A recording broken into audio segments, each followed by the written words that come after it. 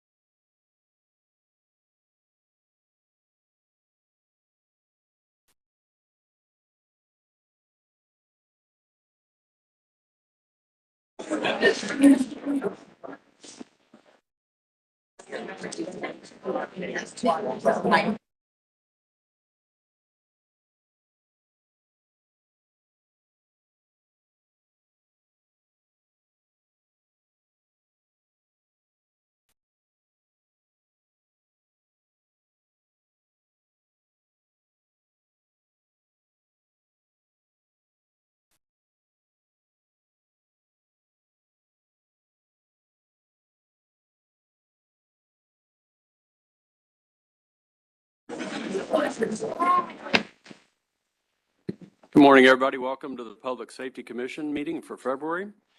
I'll do the roll call now. Commissioner Blair. Here. Commissioner Long. Here. Commissioner Stodgill. Here. Commissioner Horde. Here. And I'm Chairman Mock. A quorum of the Public Safety Commission is present, and the public meeting of the Commission is called to order and will now proceed. The time is 9 o'clock in the morning. The location of this meeting is the Criminal Law Enforcement Auditorium at 6100 Guadalupe, as posted in the agenda. We will now consider the items that have been posted for this meeting. We'll start with an invocation by Chaplain Furman Carpenter. Please rise.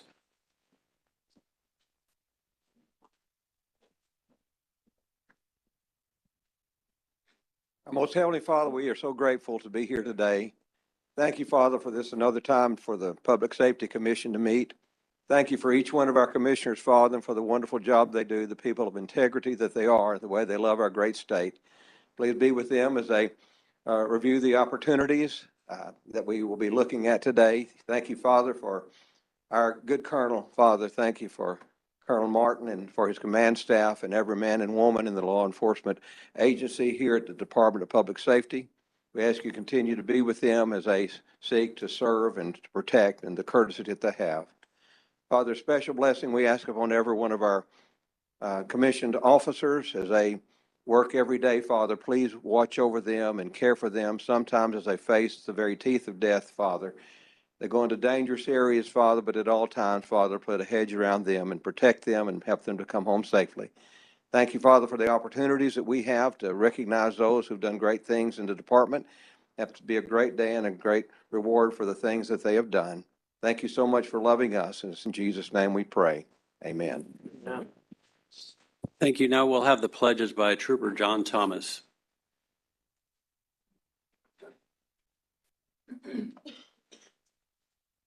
Allegiance to the flag of the United States of America and to the republic which stands one nation under God, indivisible, with liberty and justice for all. Honor the Texas flag. I allegiance to the Texas, one state under God, one indivisible. Thank you. Please be seated.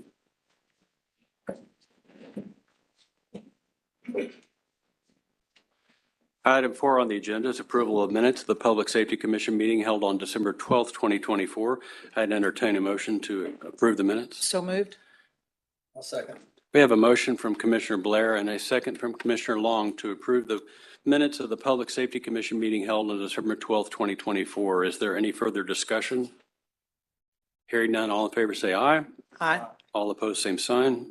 Motion passes. We'll now move on to item 5, presentations, and I will turn it over to Colonel Martin at this point. Colonel.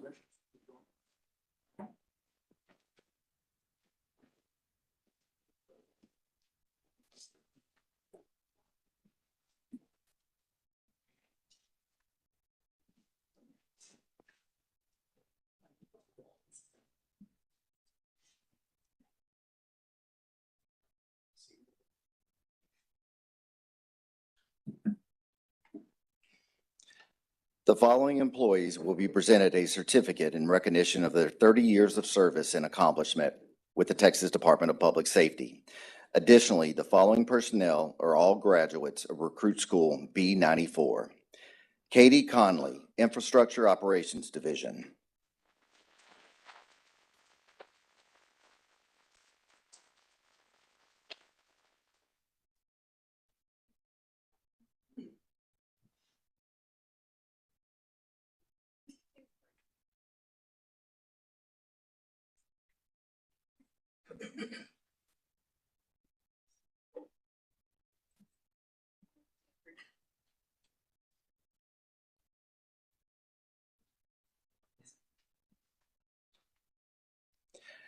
Kyle Crane, Criminal Investigations Division.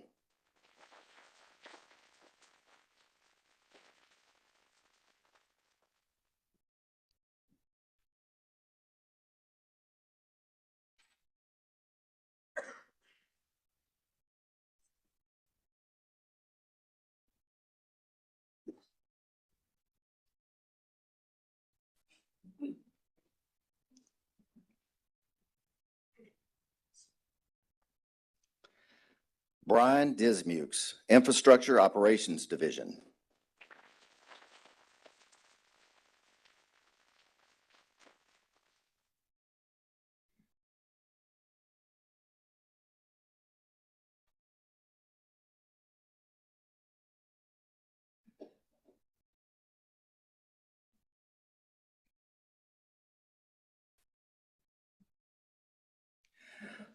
Walt Goodson, Executive Leadership Staff.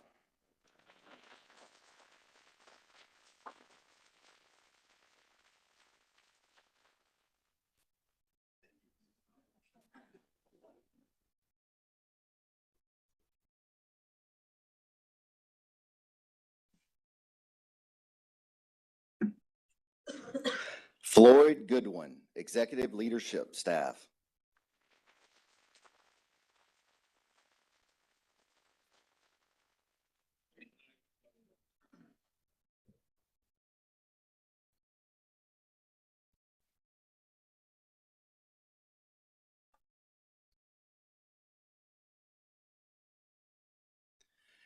Joe Madrano, Texas Highway Patrol Division.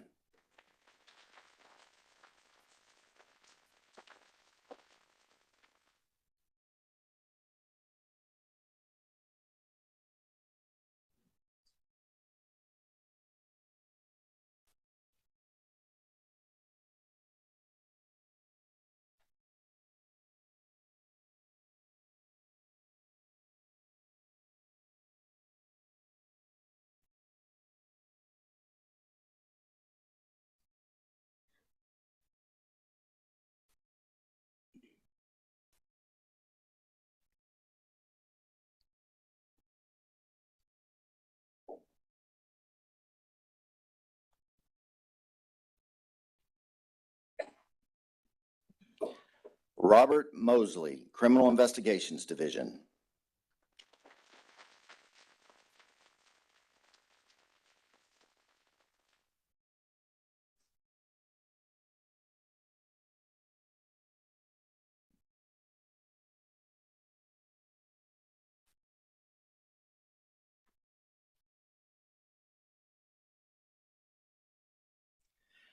Derek Prestridge, Training Operations Division.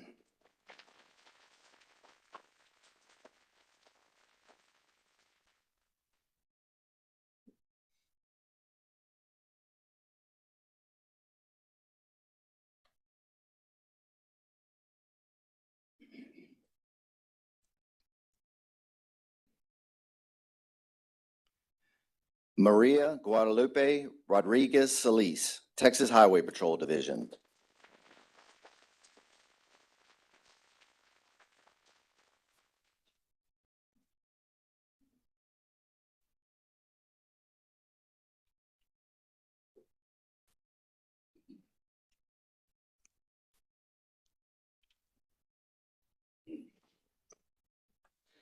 Bradley Sanders, Criminal Investigations Division.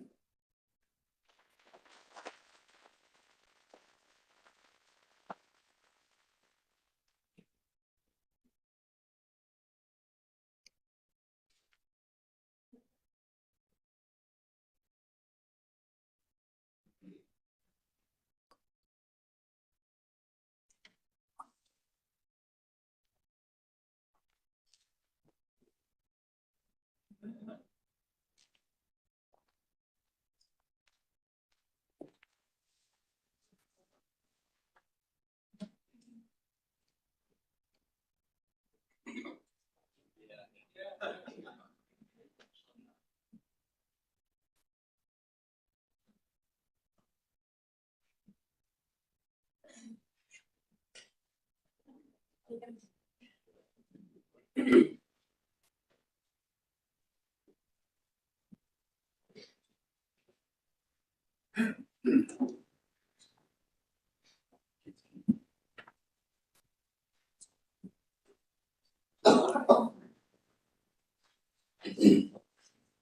just want to say, we had something really good in the water.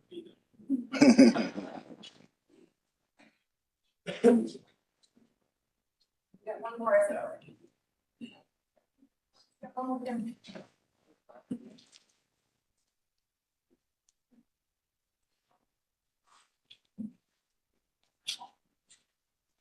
All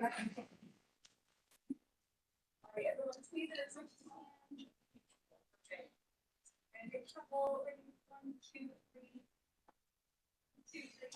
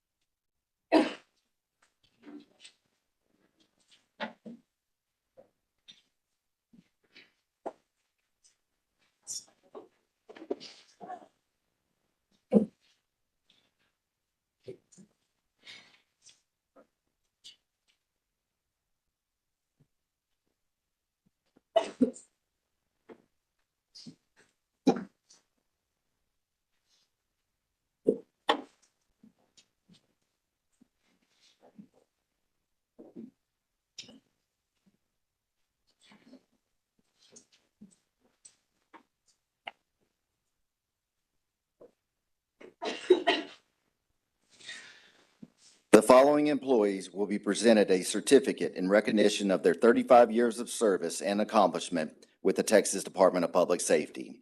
Ann Clark, Criminal Investigations Division.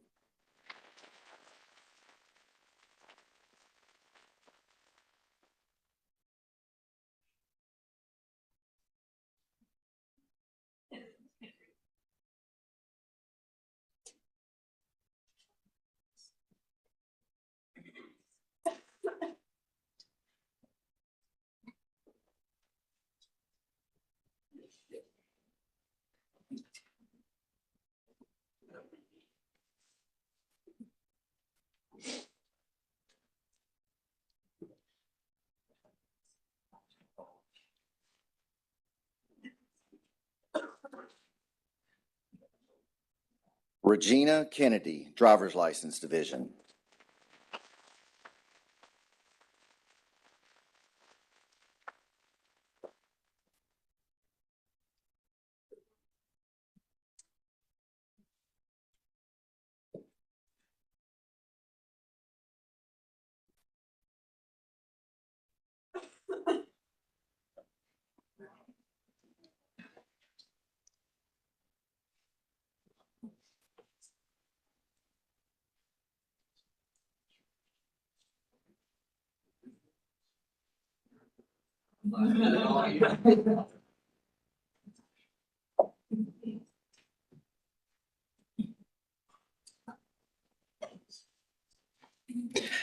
Naomi Neblett, Driver's License Division.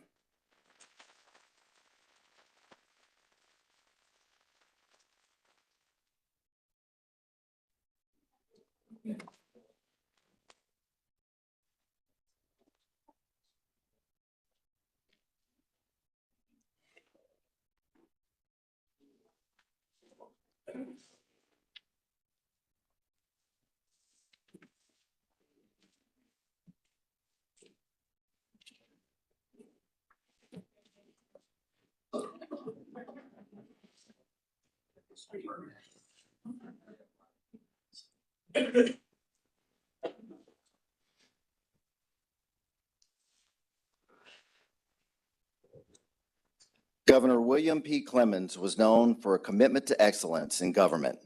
The William P. Clemens Excellent Award was created to honor employees who display exceptional performance of duties throughout the course of his or her career at DPS. The following are the 2024 recipients of the award. This employee began his career with the department in 2004 and for the past 12 years has been an integral part of the platform services team within information technology operations solutions and delivery. Throughout his career, he has demonstrated an exemplary ability to collaborate across all areas of DPS and set high standards for teamwork. He routinely steps up during times of transition, filling critical knowledge gaps and assuming additional responsibilities during vacancies. His ability to provide effective solutions to complex problems is unmatched, and he has been a key player in responding to and resolving several major outages that affected DPS operations. During the recent CrowdStrike incident, he was the first to respond, troubleshooting servers and devising a solution with another team member hours ahead of other state agencies. This employee views each challenge as an opportunity to improve services and strengthen customer relationships. His proactive approach, reliability, and deep technical knowledge make him an indispensable asset to the team. In recognition of his exceptional performance of duties throughout the course of his career, Michael Milan is hereby awarded the 2024 William P. Clemens Award.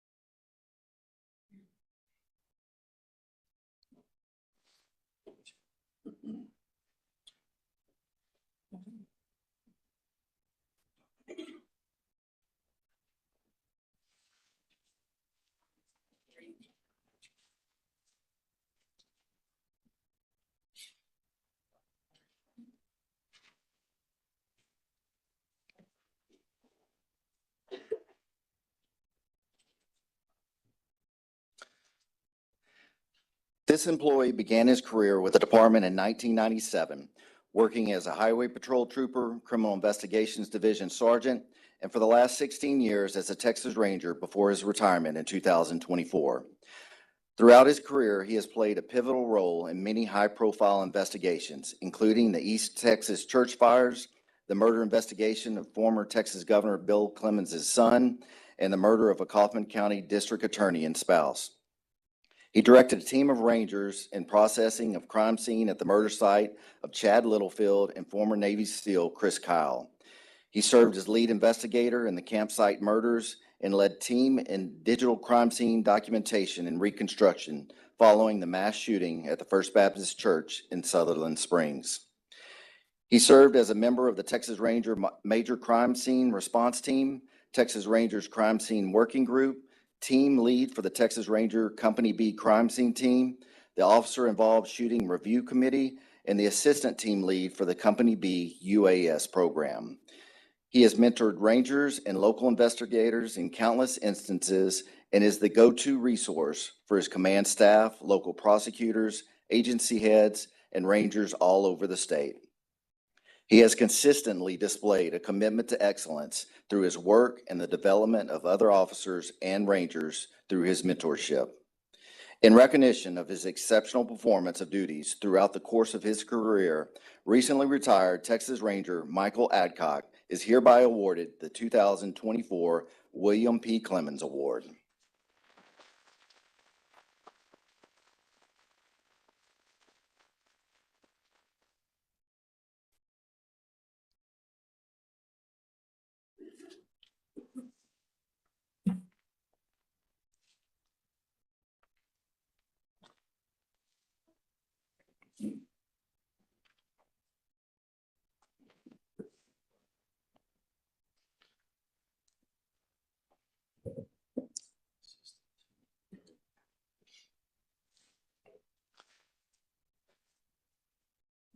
Throughout 2024, K-9 Trooper Joshua Perkins has demonstrated dedication and exceptional skills in criminal interdiction. In collaboration with his K-9 partner, Trooper Perkins achieved significant narcotics and currency seizures, totaling 95.6 pounds of cocaine, 1,403 pounds of marijuana THC products, 41.75 pounds of heroin, 2.2 pounds of fentanyl, and $654,945 in U.S. currency. Many of these seizures involve complex concealment techniques, including electronically activated compartments, canister compartments, modified vehicle floors, hidden dash compartments, and modified batteries. Trooper Perkins is also recognized as a department expert in license plate reader systems. This knowledge was instrumental in a high-profile case with the McLennan County Sheriff's Office, where he helped identify a murder suspect by cross-referencing LPR data with the timeline of the incident. With limited information and a blurry image of a suspect vehicle, Trooper Perkins was able to locate the license plate on IH-35. Trooper Perkins has trained officers from multiple departments, including Waco PD and McLennan and Hill County Sheriff's Offices, on maximizing LPR system usage. The collaboration has led to successful interdictions amongst various law enforcement agencies. Furthermore, his expertise prompted the Oklahoma Bureau of Narcotics to seek his guidance in developing software to improve LPR-based patrol efforts. Trooper Perkins consistently goes beyond his duty, demonstrating resilience, determination, and a commitment to public safety. His work has removed dangerous narcotics from Texas roadways and protected countless lives. In recognition of his dedication and exceptional skills in criminal interdiction, Trooper Joshua Perkins is hereby awarded the Director's Citation.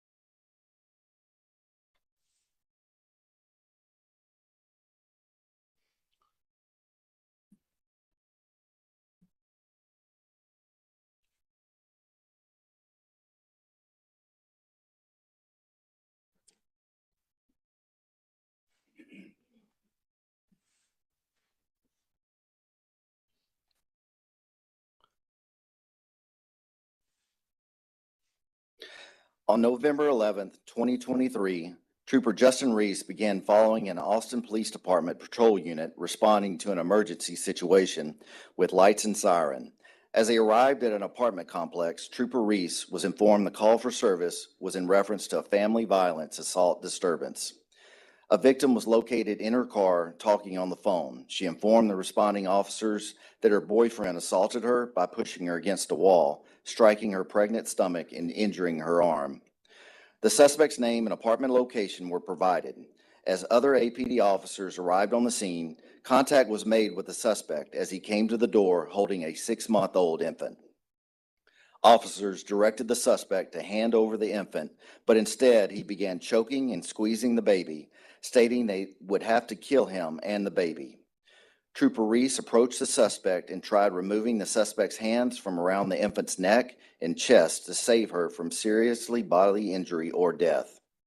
The suspect refused to let go and resisted by attempting to pull away while squeezing the infant tighter. Trooper Reese realized the baby's breathing was being restricted as he could hear her cries going in and out.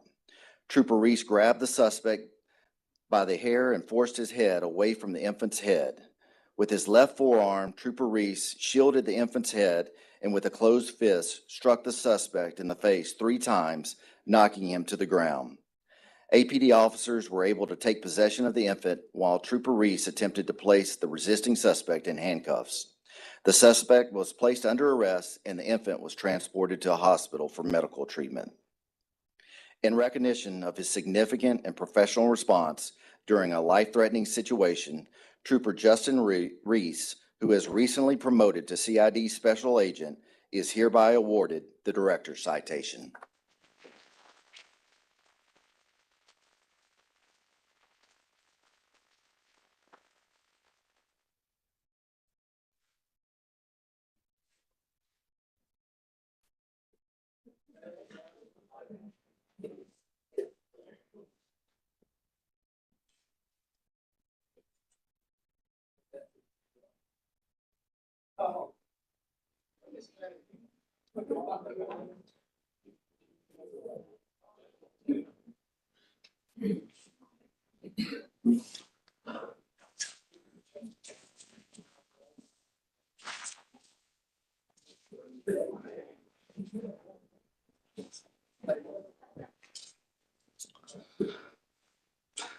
On August 1st, 2024, CID Special Agent John Vinson responded to a delayed positive hit on a previously checked license plate connected to a clear alert for a 54-year-old suicidal subject. Agent Vinson contacted CID Special Agents Ross Rigby and Trey Frost and San Antonio Police Detective Jane Ellen Valle to assist with the investigation. The investigation team confirmed the subject was inside the Super 8 motel where the subject's vehicle was located, and they attempted to conduct a welfare check. After no response, the team entered the room and found the subject in the bathtub, unclothed, motionless, and sitting in a pool of blood with significant lacerations in each wrist and elbow crease. The subject was breathing, and the team immediately requested medical assistance while also providing life-saving measures. The subject was uncooperative and resisted medical care, removing the tourniquets from his arms and demanding that they let him die. The team quickly pivoted medical care and utilized towels to apply pressure to the wounds while verbally de-escalating the subject. San Antonio EMS arrived and provided further medical treatment. In recognition of their significant and decisive response to a life-threatening situation resulting in the saving of a life, Special Agents John Vinson, Ross Rigby, and Trey Frost are hereby awarded the Life Saving Award, and Detective Jane Ellen Valle is hereby awarded the Director's Award.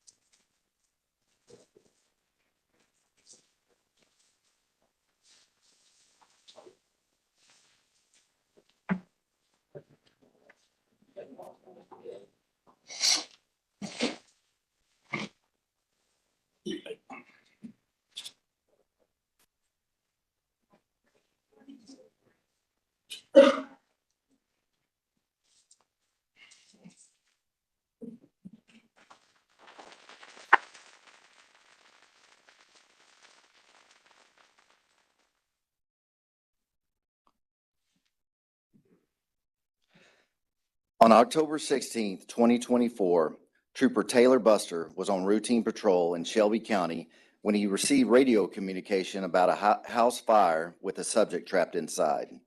The subject could not exit the home due to the dense smoke and had been advised to get on the floor of a bathroom until first responders arrived. Upon arrival, Trooper Buster, without hesitation, ran through the front door of the residence while the house was fully engulfed in flames. Trooper Buster began giving call-outs but did not hear any responses, so he exited the home and returned to the rear of the house. As he started giving call-outs again, he heard a subject yelling from inside. Trooper Buster kicked the rear door open to access the home and began removing items blocking his path to the subject. Trooper Buster crawled to the subject, grabbed his arm, and removed him from the house with the assistance of a nearby citizen. The subject was treated by EMS and transported to a local hospital for smoke inhalation. In recognition of his significant and decisive response to a life-threatening situation resulting in the saving of a life, Trooper Taylor Buster is hereby awarded the Life Saving Award.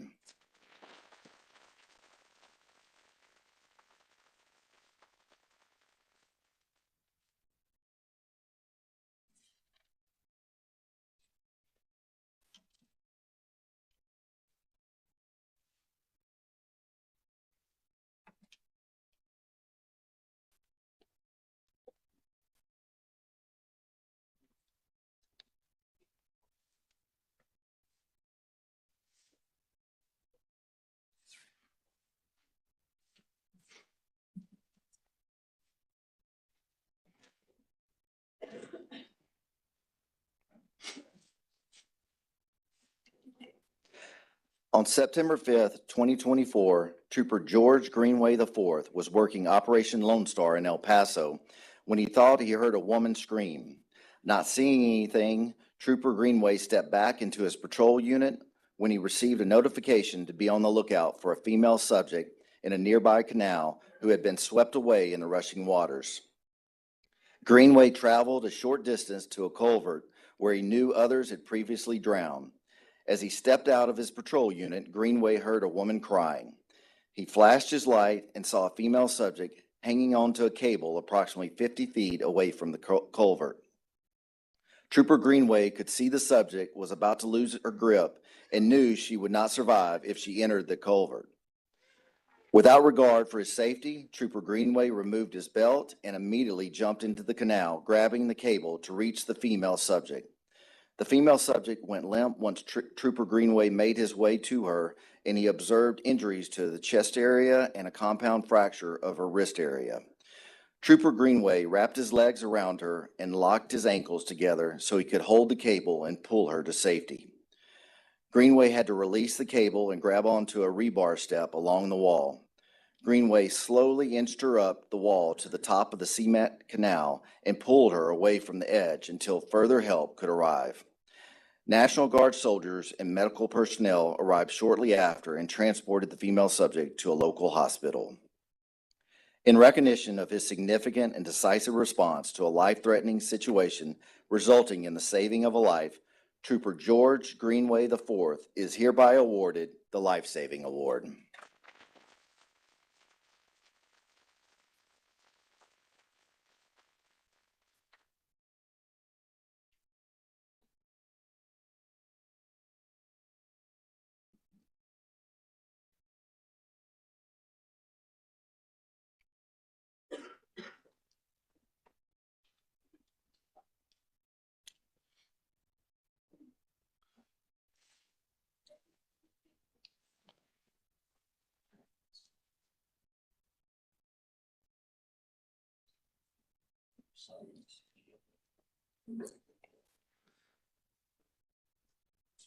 On November 13th, 2023, Tactical Marine Unit Staff Sergeants Joshua Kelly, Andres Hernandez, Andrew Mitchell, and Florida Wildlife Commission Officer Rebecca Teams were actively working rescue operations at known river crossings in Eagle Pass. Officers were triaging subjects and deploying flotation devices to those who could not swim. During this time, Staff Sergeant Mitchell observed an infant being swept away underwater and not resurfacing. Their patrol vessel was unable to maneuver fast enough to rescue the infant due to the other group of subjects in the water being swept toward them. Sergeant Mitchell removed his duty gear and jumped into the swift water, where he successfully pulled the infant above the water's surface. With the assistance of a personal flotation device, Sergeant Mitchell swam back to land with one arm while holding the infant with his other hand above his head. Once on the riverbank, Mitchell cleared the infant's airway and ensured the infant was out of harm's way. In recognition of his significant and decisive response to a life-threatening situation resulting in the saving of a life, Trooper Andrew Mitchell is hereby awarded the Life Saving Award.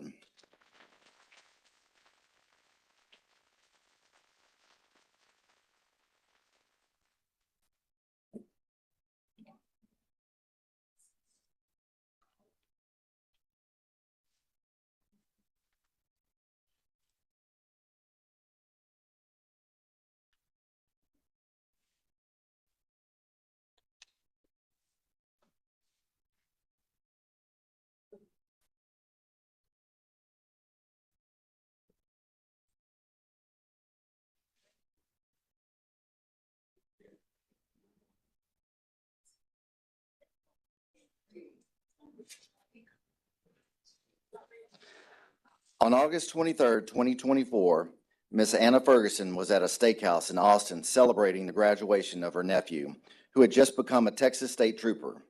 After her nephew excused himself to the restroom, Miss Ferguson began to choke on a piece of steak. Her airway became completely blocked and she could not breathe. Corporal Otis Stamps was sitting across from Mrs. Ferguson and saw that she was choking. Stamps advised Trooper Arthur Mitchell, who was sitting close to Ms. Ferguson. Trooper Mitchell immediately performed the Heimlich maneuver 3 times before dislodging the piece of steak and clearing Ms. Ferguson's airway. In recognition of his significant and decisive response to a life-threatening situation resulting in the saving of a life, Trooper Arthur Mitchell is hereby awarded the Life Saving Award.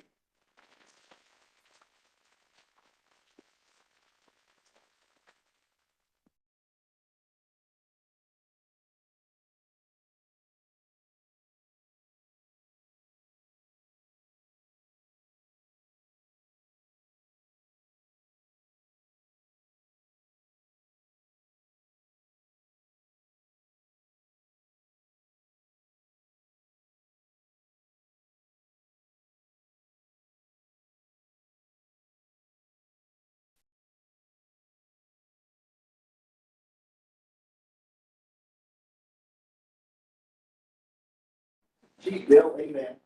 After 31 years of service, and I can tell you, I'm happy to do this presentation because I don't know if anybody's worked closer with Dale since 2009. And I know we had a career before 2009, but what happened in 2009, we got a new DPS director named Steve McCraw.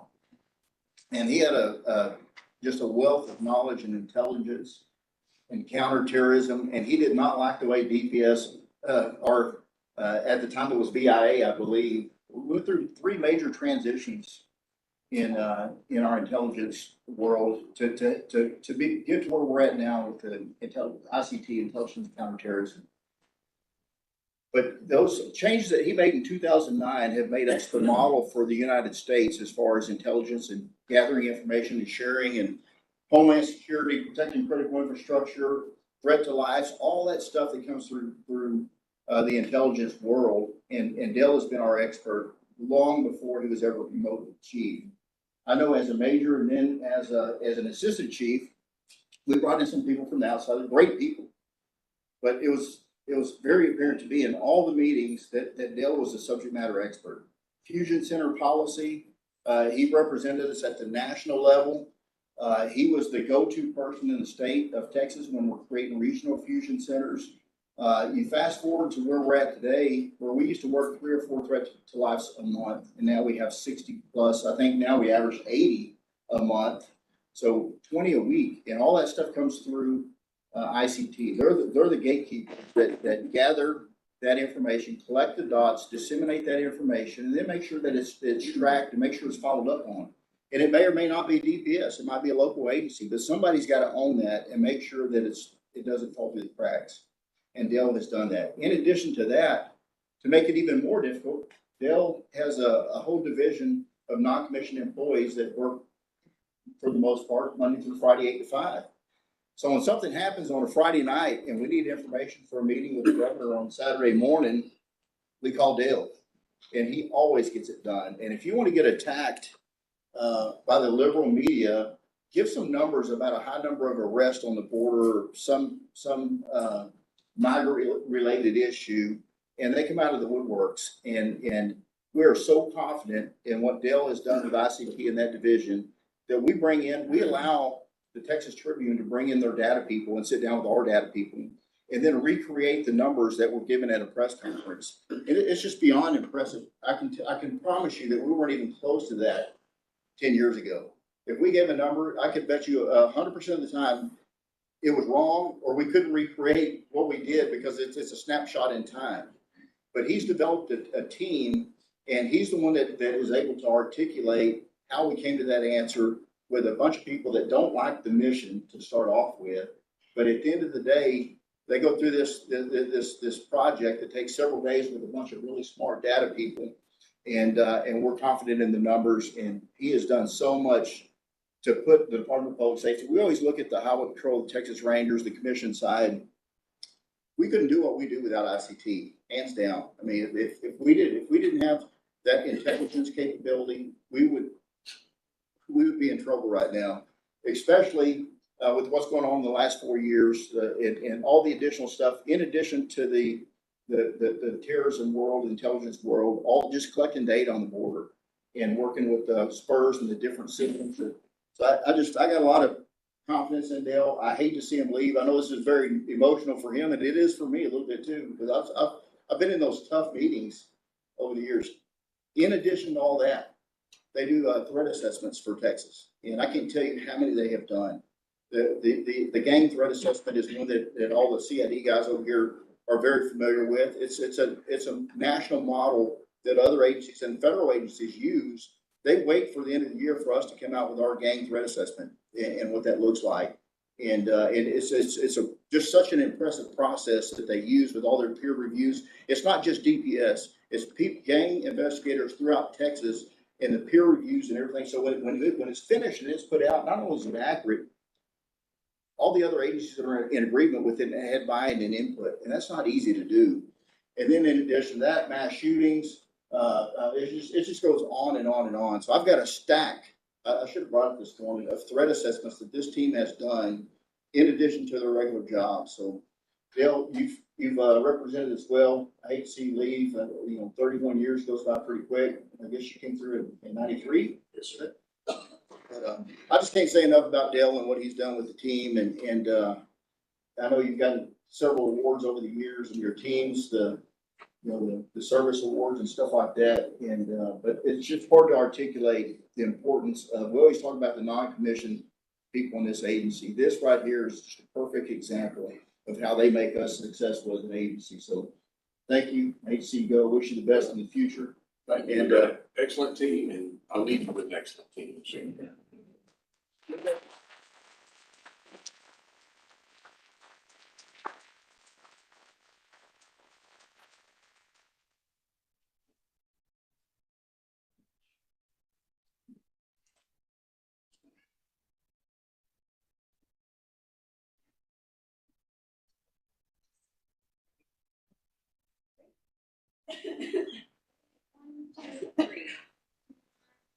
One, two, three.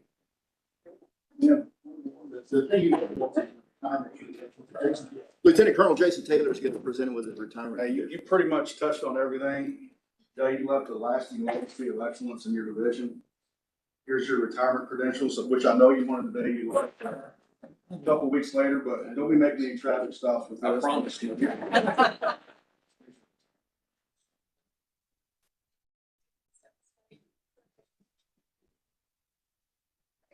One, two, three. One, two, three. Yeah.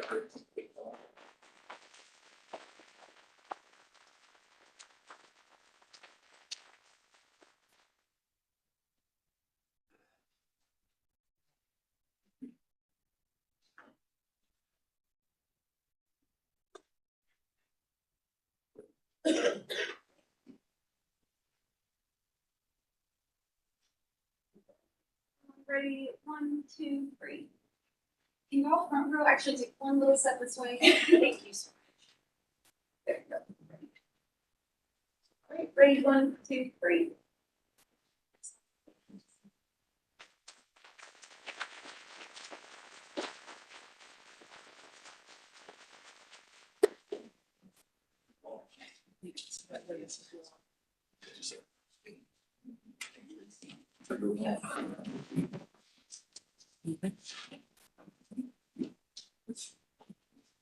Well, as I say at every one of these meetings, this is the highlight of the meeting for the commission to be able to recognize this incredible service. Every month demonstrates a very high bar of service, of accomplishment, of true acts of heroism that make this department so great. This month is no different. We thank all those who have been recognized today for their service to the department and the state of Texas, and their families behind them who have made it possible as well. That we will take about a 5 or 10 minute break and continue our meeting after the break. So thank you all for being here today.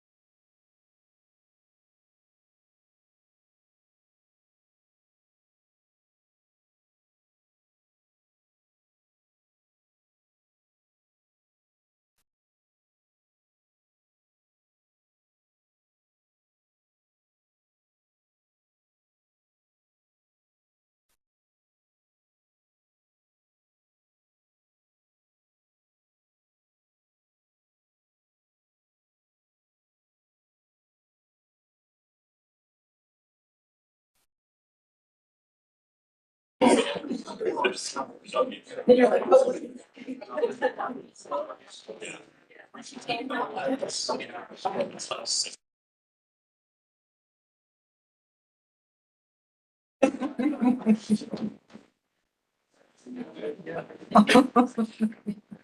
gonna do it though.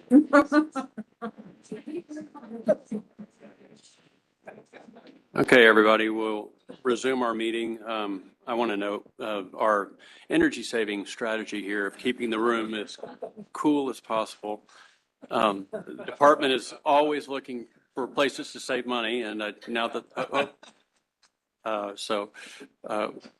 appreciate everybody bundling up a little bit today. We'll move into item 6 on our agenda, public comment. Sophie, do we have any public comment? Is there anyone in the room wishing to give public comment today? Hearing none, please leave the doors open.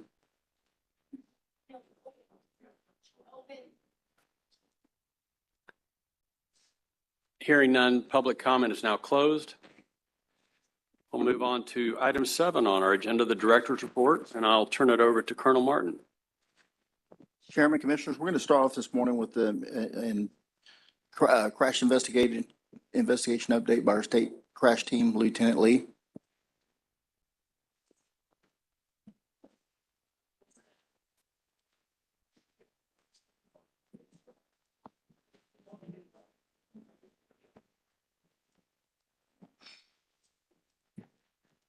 Good morning. Director. Good morning, Chairman. How are you? So this morning, we would like to share. Will you identify yourselves for the record, please? Yes, sir. My name is Lieutenant Shelley Lee, and I'm responsible for the State Crash Reconstruction Team. And with me, I have Sergeant Ryan Renfro. He serves with me here at headquarters, and he happened to be the lead investigator on this incident. If it's okay with you, I would like to share an update on Trooper Perot before I actually get into the presentation. So we have some information we received from Major Truitt in Region 2. Okay. Trooper Perot was admitted to a rehab facility in the Houston area to be closer to his family in January 17th. When he arrived, he was still sedated and dependent on a ventilator at the time. He was not able to move his limbs with an uncertain prognosis. Over the past couple of weeks, he actually has exceeded expectations in his recovery. They're encouraged by his progress, and they think that his youth is contributing to that. But it's still too early to determine what a final outlook is going to be for him. During the second week of his treatment, they began gradually reducing his anti-anxiety meds and introducing stimulants to try and wake him up a little more. By late week 2, he was successfully weaned off of the ventilator, and his tracheotomy was removed on February 6th. He has progressed from tube feeding to actually consuming pureed foods. He is tolerating liquids. He participates in daily occupational, physical, and speech therapy, and he's responding well to that treatment. During his physical therapy, he is now able to actually bear weight on his legs.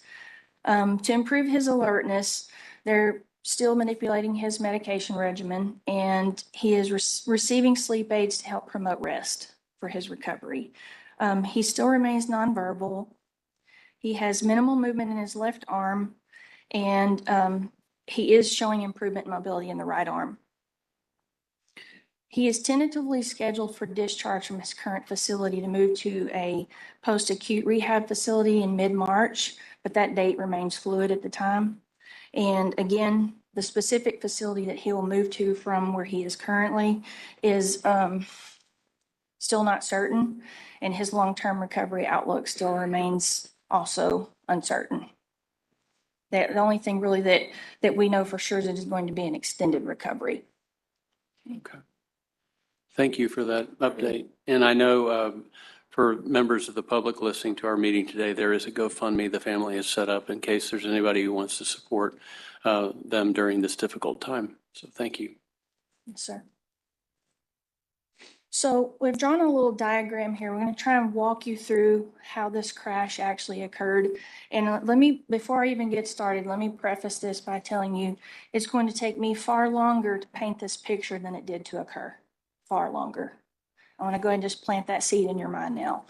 On December the 16th, Trooper Perot responded to reports of a crash on the Dallas North Tollway.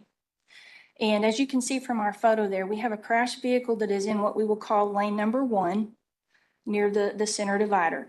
There are 4 lanes open there and a shoulder, okay? So we have the crashed vehicle, which is unattended in lane 1, and an RSS truck with the right arrow flashing, blocking lane 1. When Trooper Perot arrives, there's another vehicle on the shoulder slightly ahead of that parked vehicle. So Trooper Perot parks behind that vehicle on the shoulder and exits his car to speak with a pedestrian, which happened to be the operator of that vehicle that you see there. That gentleman happened to be an off-duty security officer, and we believe he's the person who called in the crash. He was not involved. You'll notice the times. Trooper Perot arrived on scene at 12:39 and 39 seconds, and he exited his unit at 12:40 and 2 seconds. So there's a second RSS truck. If you'll notice, this area where the crash occurred is a very sweeping, aggressive curve on the toll road. So we have a second RSS Arrow truck behind the curve in more of a straightaway, also with a right arrow. We're uncertain exactly what time they arrived, but all the video evidence that we've been able to obtain, it appears as if they're maybe already there when Austin gets there or shortly after, okay? The Dallas Fire and Rescue fire engine begins approaching the crash area at 12:40:21, okay? That's about 18 seconds after Trooper Perot has exited his vehicle. This is a snapshot of a camera on the toll road that's looking towards the crash scene. That is the Dallas Fire and Rescue fire engine approaching the crash scene. That's the second RSS truck I just showed you that's on the downstream side of the curb. And up at the very top corner of that photo, you can barely see the first RSS truck that's protecting the crash. You can't see the crash scene from this camera view. It's just slightly off view of this camera. Okay. About 43 seconds after Trooper Perot exits his vehicle, Dallas Fire and Rescue approaches the first RSS truck and begins to protect lane 2 and 3. So now we have lane 1, 2, and 3 occupied. The only thing open for travel is lane 4. Okay, Trooper Perot is on the shoulder.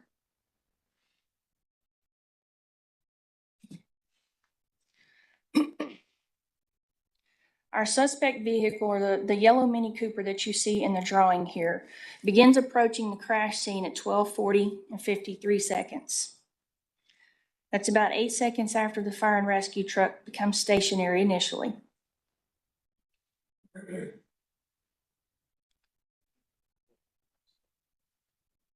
Yes, sir. So we do have data from that car, from the airbag control module, so we have some reliable information. We know that he was traveling about 67 miles per hour when he passed that first RSS vehicle. You can see from the photo there, as he's passing that first vehicle, he's doing about 67 miles an hour, and he is in the lane next to them, okay?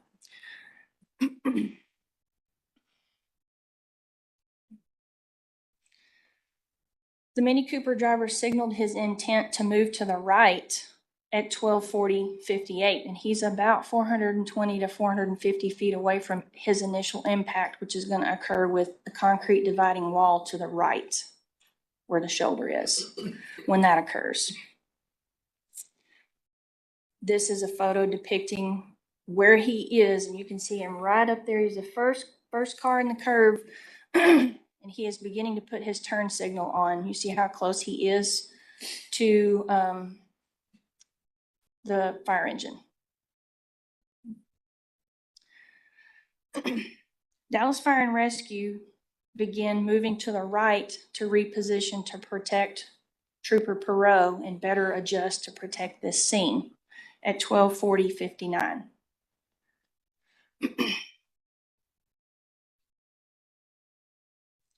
The Mini Cooper driver moved to lane 3 and begins braking in response to DFR moving at 12:41. And we're about 250 feet away from impact with the concrete wall when this occurs. There's your depiction of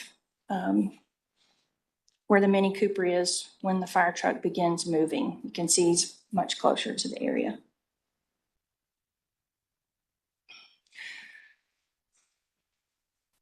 Is this the video? Okay. So before she hits play, this is going to just kind of show you what I just walked you through, what I talked you through. You're not going to see the crash. You're just going to see the fire truck come and get into place. And then in about 8 seconds later, you'll see the yellow Mini Cooper come, turn his signal on, and you'll see both of them begin moving together. Go ahead.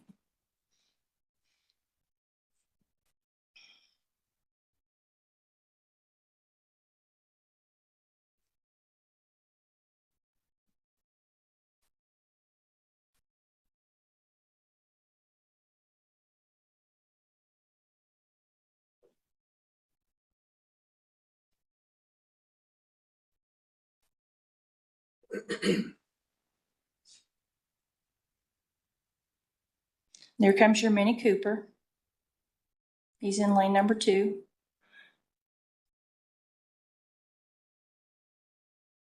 And now they are moving together.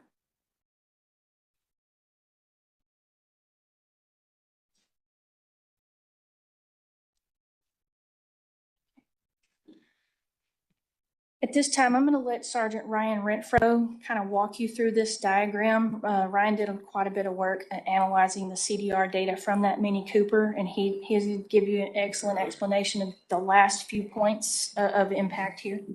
Good morning. So we were able to gather quite a bit of data from the airbag control module out of this Mini Cooper to where we could place it back in time at key locations, including when it started braking and all that. So this is a depiction of the approximate location as it's traveling northbound on the Dallas North Tollway. So in this snapshot, we have the approximate location during the braking. That we have a couple of vehicles as they're flying the scene that weren't there at the time of the crash. But when they were flying the scene utilizing a drone, they were there. So I just put in what was not there. So when this Mini Cooper starts braking, it's traveling approximately 67 miles per hour.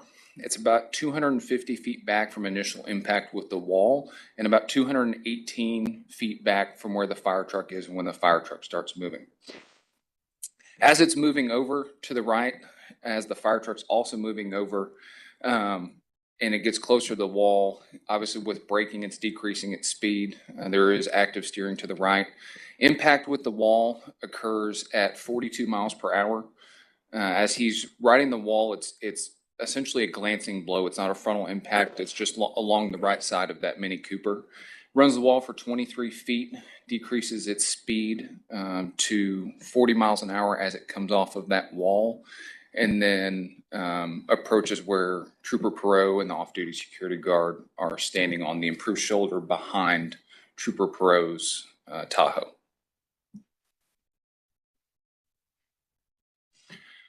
So this is our area of impact with vehicles placed back into that scene. So the Mini Cooper is traveling approximately 30 miles per hour when it strikes Trooper Perot and the off-duty security officer, based on that CDR data. And then approximately 0.2 of a second later, strikes Trooper Perot's Tahoe at 27 miles an hour. The impact with Trooper Perot was a forward projection. It put him 61 feet from where approximately he was standing to where he impacted with the roadway. And then the final rest of both vehicles are depicted in this diagram, as well as Trooper Perot's final rest. So some final thoughts to share with you on this reconstruction. To bring you back to the timing of this crash, the Mini Cooper arrives and begins moving and braking to the right minute and 21 seconds after Austin gets there and starts getting out of his vehicle. This whole thing is done a minute and 25 and a half seconds after he arrives. So the sequence of events was very, very rapidly evolving while our public safety personnel are trying to establish Tim's procedures to protect this crash scene. It just happened so quickly. We do have evidence that the driver of the Mini Cooper was not on the cell phone at the time of this crash. He did self-admit to smoking a marijuana vape earlier in the day, and he did in fact test positive for Delta-9 THC. The problem with that is there's no illegal per se limit of that in Texas. And his appearance during his interview and on camera, it's very difficult to say he appears impaired or intoxicated during his interview. And our most complicating issue in this occurrence is the movement of the fire truck, which sets this entire thing in motion. One thing that I did want to mention, I forgot to mention to you during the update, Dr.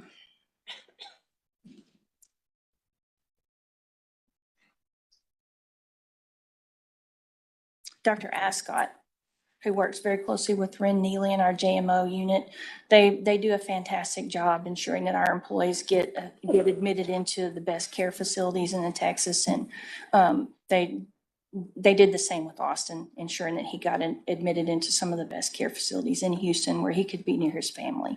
But they are instrumental when things like this happen in taking care of our personnel. Are there any questions at this time? I'm wondering, could the RSS truck, the first one, have been a little bit further back to signal that? Because it seems like they're coming around a pretty blind corner, and then all of a sudden they have, this get over, slow down all at once on a wet surface. Would that have made a difference? Or, could it have made a difference?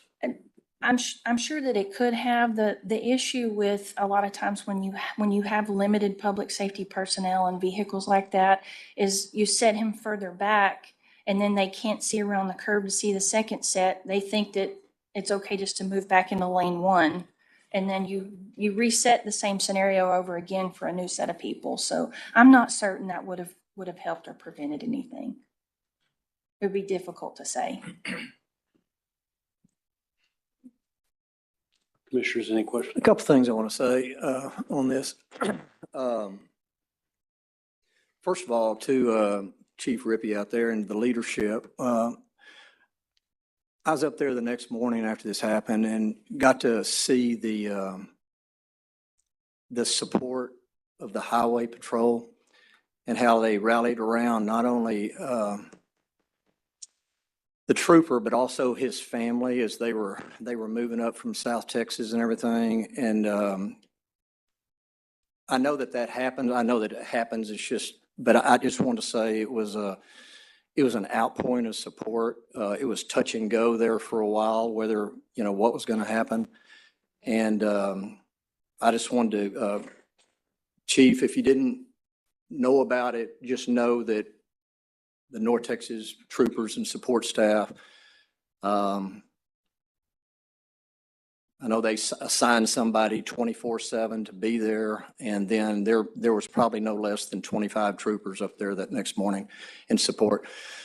The question I wanted to ask about, following up on Chairman Mock's, I'd heard some, and it's almost unavoidable. They call it the funnel of death or something like that when things kind of just go down.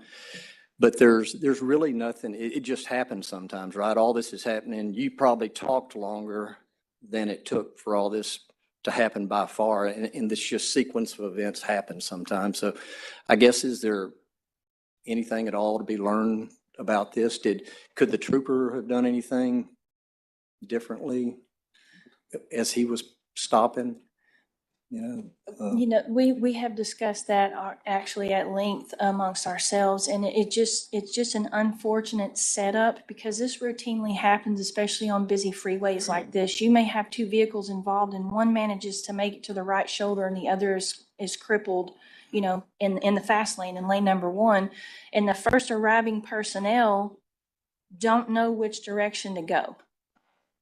And it, you know, this unfolded and happened so quickly. I'm not sure how you correct the issue, Yeah. honestly, because, you know, Trooper Perot went to what he most likely thought was a second unit involved in this crash because he saw someone standing outside that vehicle. You know, that would be the logical place to stop and get out and check. And again, this all unfolded less than a minute and a half after he got Yeah. there. So, you know, I'm not sure how we correct it. Well, thank you very much. I can tell the emotion there about one of your fellow troopers. It's good to hear. I know that he was moved down there in January. It's good to hear that there is some progress being made. So, yeah, thank you very much. Thank you, Director. Colonel, do you have anything to add? I would just say that, you know, we're very proud of our crash team. They are the experts in Texas, do a phenomenal job. And we do an after action on not just crashes, but and injuries to our troopers, but every pursuit, you know, every critical incident, we do an after action and what could we do better and how do we make improvements? And then there's just certain things there's so many things we've done in the last 10 years with the all SUV fleet and things like that. And then there's just things that are out of your control. And this is one of those things that happened. It was a sequence of events that lined up exactly wrong for this to take place. You mentioned the GoFundMe account. There's a lot of organizations, you know, the Houston Hunter Club is the model of what right looks like in taking care of employees when they're seriously injured or death. But the death benefits way outweigh the critical injuries. And we've seen with Moises Sanchez, we've seen with several of our employees that they survive for a year or two. And it's just devastating to the family because they don't get the same benefits, the death benefits that kick in if an employee dies in the line of duty. And so the GoFundMe is critically important. Of course, who runs the GoFundMe account? A lot of that is out of our control. And then what can we do with state resources in advocating for people to donate funds when we're not, you know, we can't control that. It's a family member. And so you're taking a risk, but it's something that we're working with the Houston 100 Club and other organizations to what more can we do for employees that survive. And Moises Sanchez, you know, 2 years before he passed away, that's a, you know, it's an impact on the family that some of them can never recover from. So that's something that we're looking at. And of course, we do everything we can to mitigate the risk and some lessons learned from this one. That's all I have, but we're proud of the crash team and the work that they do. Can you remind me his age? 29? I was his recruit school counselor. He was in the A21 recruit school and he's very young. I don't even think he's in his 30s yet. If he is, it's very, very early in his 30s. Thank you. Okay, thank you. Chairman, Commissioners, thank you for letting us be here.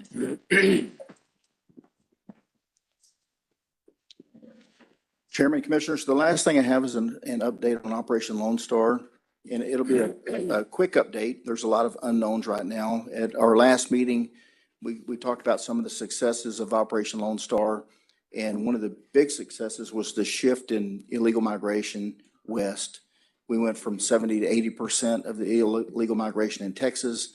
And then because of the actions of the governor, the state leadership, the Texas legislature and Operation Lone Star, we saw that shift to where we're only getting 25 to 30%. And it's not, there's not just one factor, but it's really the Texas approach that we took. The legislature created new statutes. They increased penalties. We enforced state statutes all along the border, the corridors. The governor did cash rewards for stash house operations. It was just a whole spectrum, whole of Texas approach. And now a lot of other states that we see are in legislative session right now, and they're passing similar legislation and following the Texas model. Even New Mexico is looking at smuggling statutes. So just a complete shift with the change in federal administration and the immediate change in policy. We saw a dramatic reduction in illegal migration across the entire southwest border. So just some quick numbers. In 2024, there was about 4,492 on February 12th of 2024. So yesterday, February 12th, 2025, we had 286. So we went from 4,500 to 286. That's the entire southwest border. So the average for the last week has been less than 200 in Texas. So the numbers are just extremely low, and that's allowed Border Patrol to get out of the processing center and actually patrol. That being said, we're still Texas DPS is arresting 70 to 100 people on the border for criminal offenses per week right now. So we're still making drug seizures. We're still getting stash houses. What you're not seeing is large groups of people crossing and seeking asylum, which overwhelms the resources and allows criminal activity between the point of entries. So just a huge shift in numbers just based on the policy. And I would say one of the biggest things was ending the catch and release.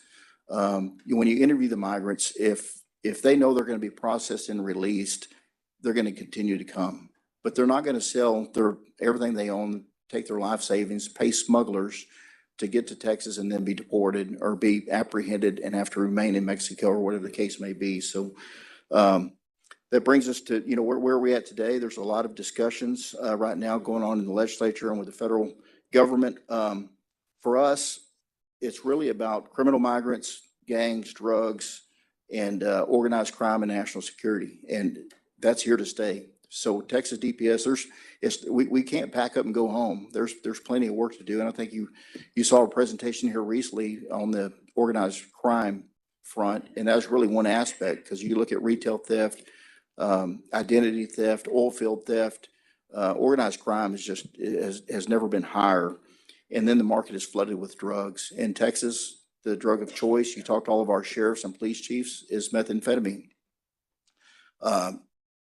And then the number one leading cause of death from 18 to 45-year-olds is fentanyl.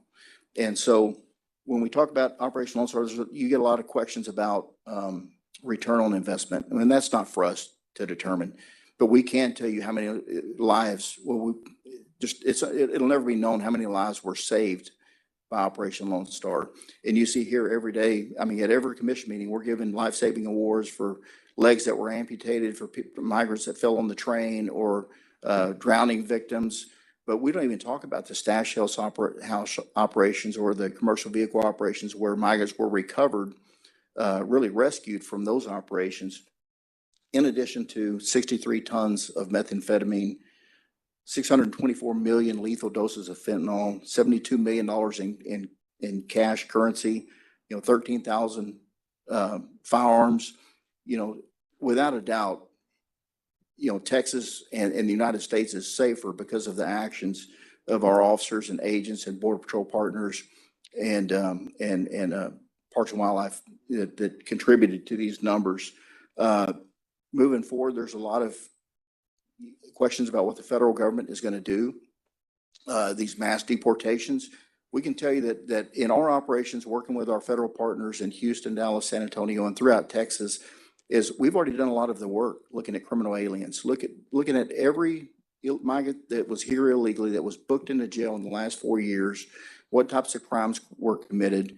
Our analysts, and we're just bragging on Dale Avant, but his team has done a ton of work in identifying the worst of the worst and who needs to be targeted. So we came up with a list of 5,400 migrants that were here illegally, that were booked into Texas jails, that are now out of jail, that have felony warrants, and then prioritize those on murders, rapes, robberies, a bunch of sex offenses involving children, trafficking cases.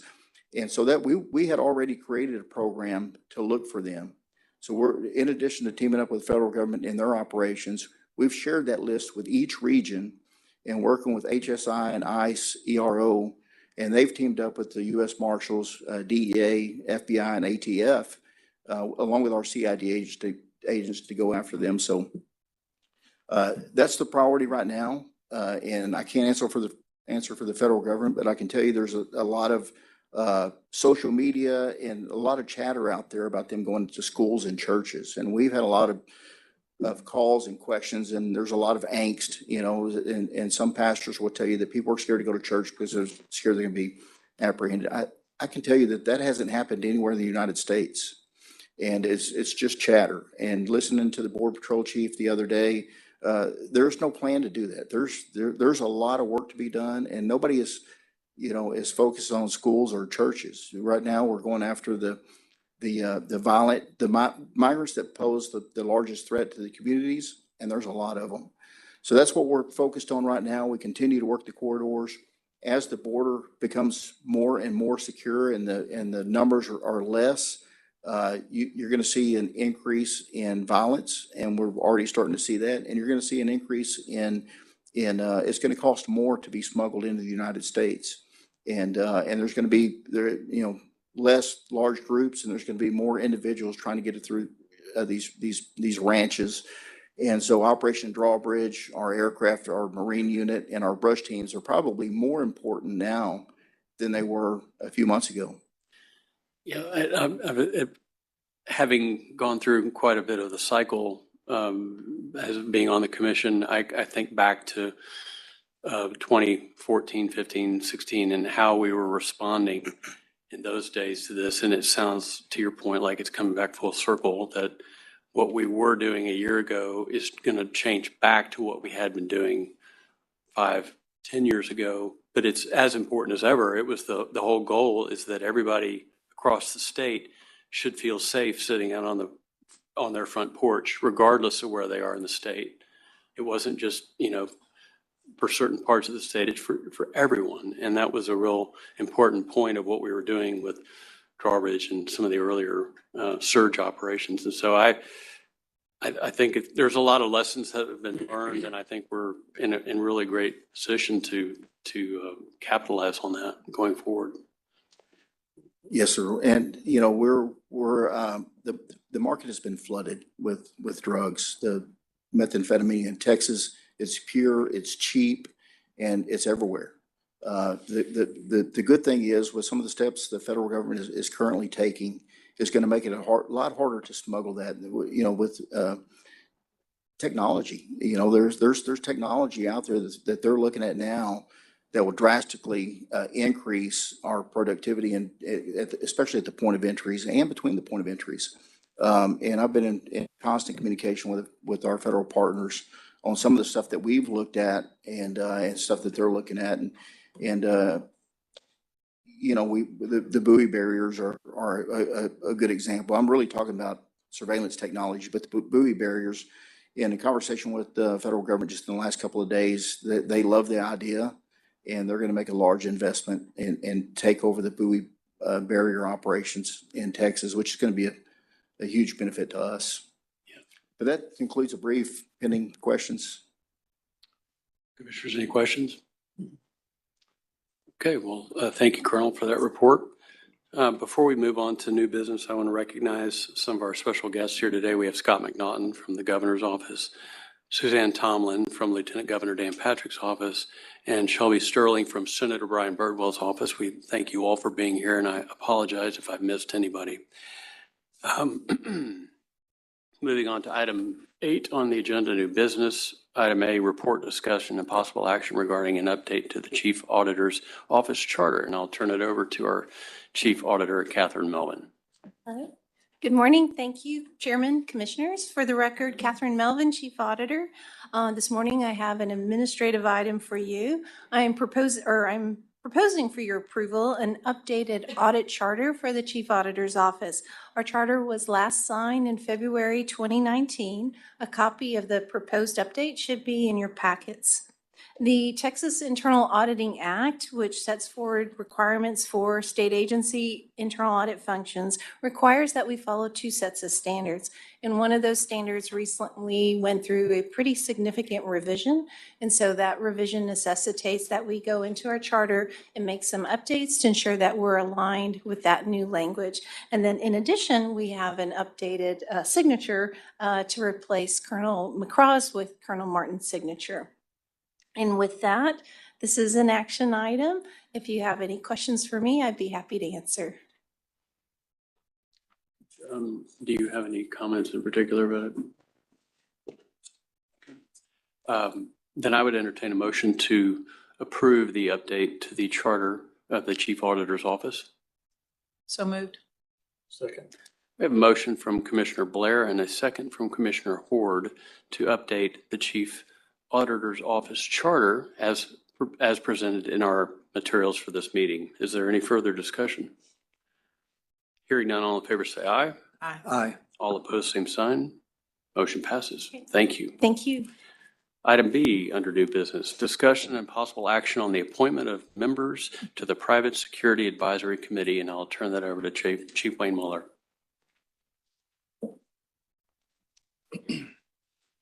Chairman, Commissioners, good morning. Wayne Mueller, Chief Regulatory Services Division.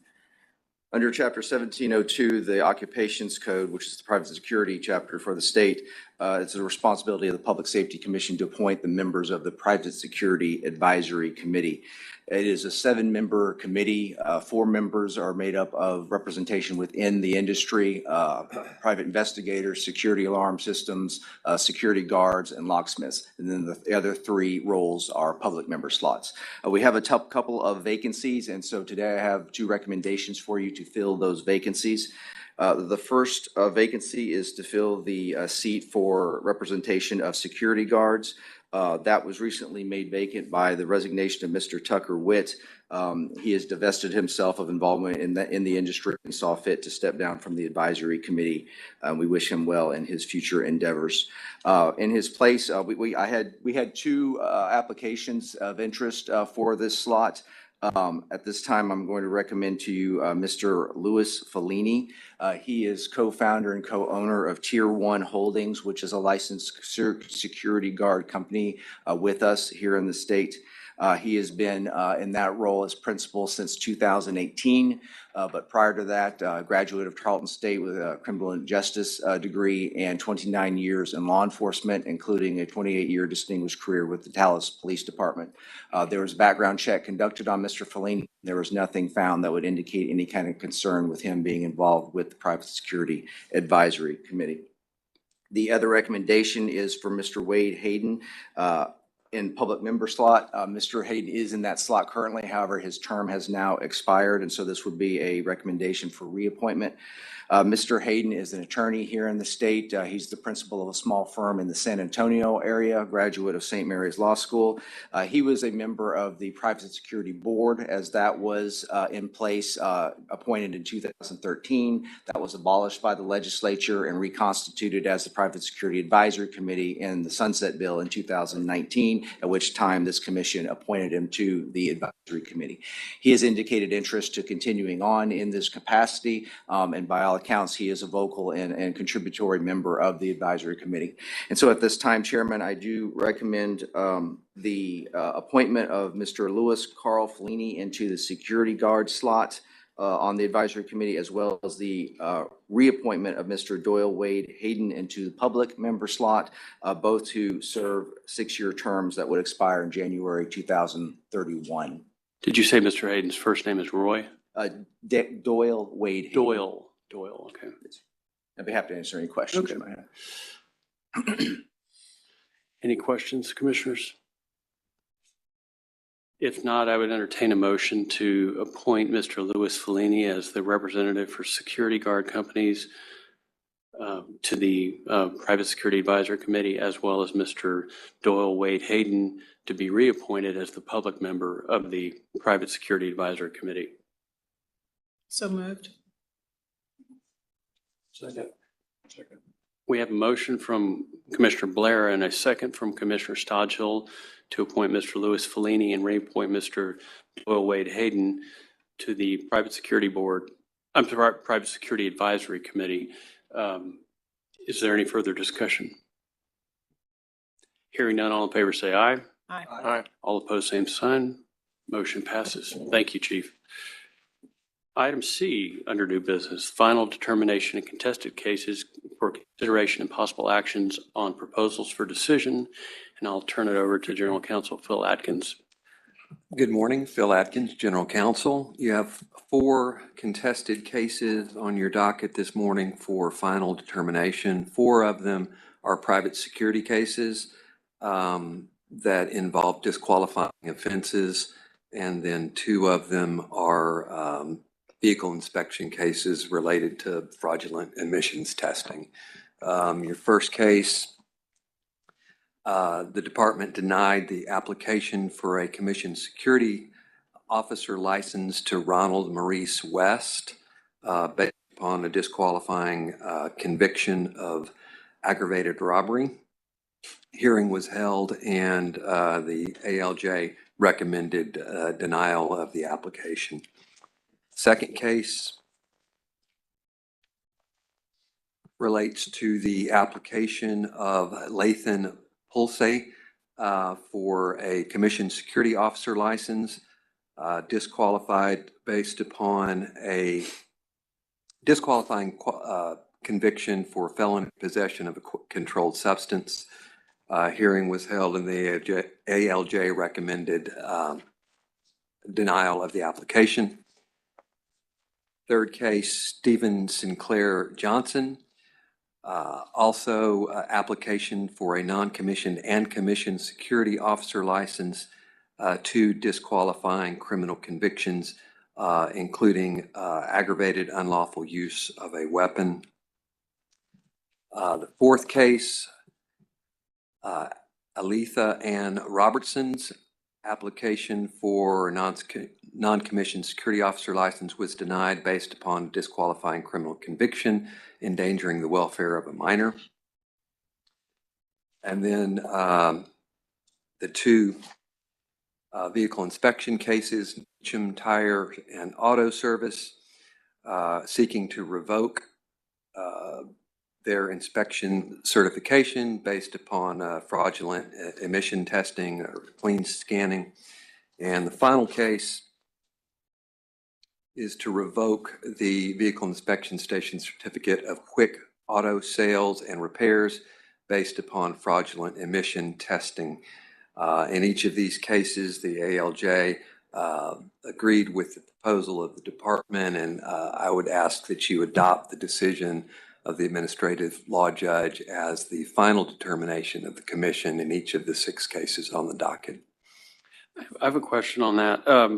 As we look at these changes to the vehicle inspection program, do you anticipate that most of these will be limited to vehicle emissions testing violations going forward? That's right. Yeah. Yeah. And unless there's, I mean, yes, I don't see any reason why there wouldn't be unless there's some old case in the pipeline, but we probably wouldn't need to go forward with that. So Yeah, I guess that was maybe more my question. Are we going to adjudicate things that really are sort of moot? But I guess if it's for something else and they still have a vehicle emissions license. yeah, it could be something where the prior violation enhances a subsequent violation. So it might be important to look at it, but I don't foresee a lot of that. Okay. Commissioners, any questions? If not, I'll ask for a motion to approve the proposals for decision as presented in today's posted agenda. Yes, Commissioner Long, I'll make that motion. Second. We have a motion from Commissioner Long, a second from Commissioner Horde to adopt all proposals for decision under Section 8C, items 1 through 6 of our today's posted agenda. Is there any further discussion? Hearing none, all in favor say aye. Aye. All opposed, same sign. Motion passes. Thank you. Moving on to item D under new business, intelligence threat briefing. We'll discuss that in executive session. Moving on to 9, ongoing business. Section A, report, discussion, and possible adoption of the following previously published rules. Items 1 and 2 will be Chief Sherry Gibson from driver's license.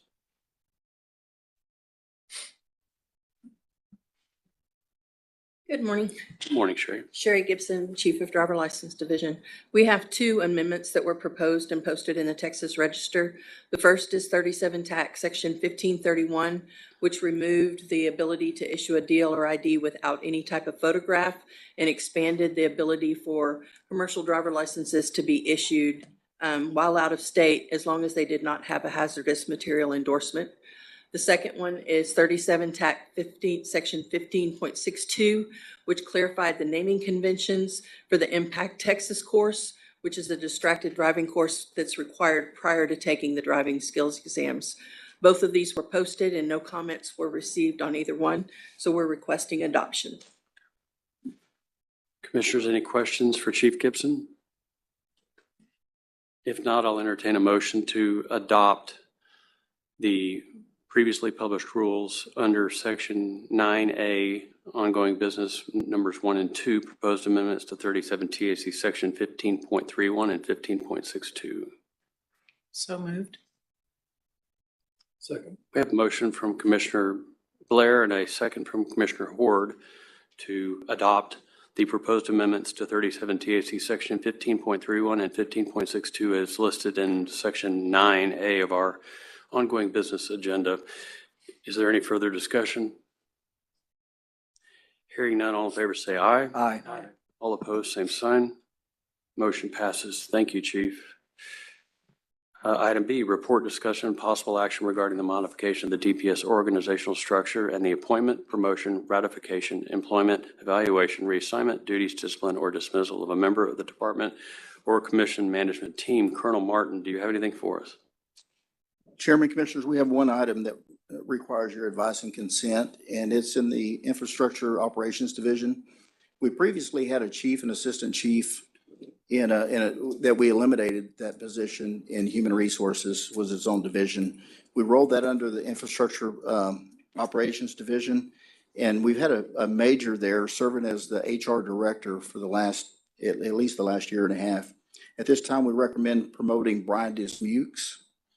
His title he would go from being a major in the Infrastructure Operations Division to an assistant chief over personnel services, personnel and employee services in the Infrastructure Operation Division. And he would oversee HR, victim and employee services, DRO, and divisional support operations. Okay. Commissioners, any questions? If not, I would entertain a motion to approve Brian Dismukes as the Assistant Chief of Personnel and Employee Services in the Infrastructure Operations Division. So moved. I'll second. A motion from Commissioner Blair and a second from Commissioner Long to approve the appointment of Brian Dismukes as the Assistant Chief of Personnel and Employee Services at the Infrastructure Operations Division. Is there any further discussion? Hearing none, all in favor say aye. Aye. All opposed, same sign. Motion passes. Brian, are you here today? Brian?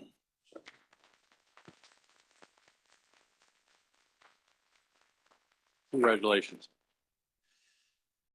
Okay, any others? That's it. That's the only recommendation. Okay. Final item C under ongoing business, the report, discussion, and possible action regarding ongoing criminal investigations pursuant to Government Code Section 411.0041. We will handle that in executive session. Moving on to Section 10 of the agenda, reports. Any members of the commission wishing to give a report? Hearing none, moving on to the finance report. Chief Whittington, any report today? Item C, Chief Auditor's report. Anything addition to the charter amendment? Okay. Item D, division reports. Any division chiefs wishing to give a report today? Hearing none, we'll move on to item 11 on the agenda, consent items. Lieutenant Colonel Taylor, do you have anything for us?